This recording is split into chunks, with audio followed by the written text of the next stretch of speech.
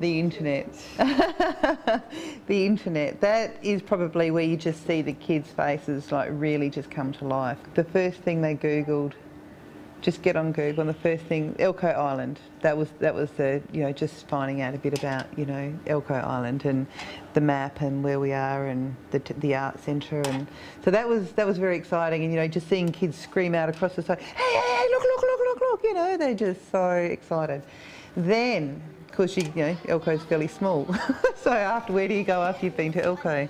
Then it was all the latest music, Tupac and Chris Brown, and yeah, all of that sort of stuff. So, you know, in our other classroom work that we do, I can say, look, once this work's finished, you can go on your green machine and go into Google. Oh, okay, you know, and down they go to work and job done.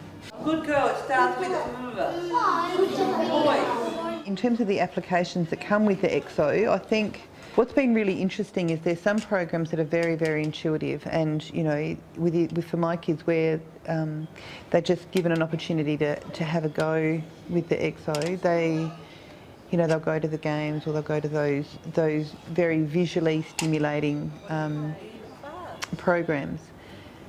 But then they actually look for more. They want to go into the different activities, and what I found was that the lack of literacy actually, it stopped. The kids actually stopped. They could go no further because they just didn't know what to do. So what we did was we buddied with another class that had that next level of literacy, and so got that, you know, each kid to buddy up with another one, and got, you know, the peer teaching happening. And so that just got them through those next hurdles. So that was fantastic, because then we actually had a pot of kids in our class that actually knew how to do this one or knew how to do that one, and yeah, that worked really well. So it was good to see that good, you know, cross-peer tutoring stuff. It's really been a fantastic tool because the kids do value it. It's actually a really fantastic tool to teach respect, care, looking after, value, because the kids do value it. So it makes our job much easier to teach value when there's something there that is valuable.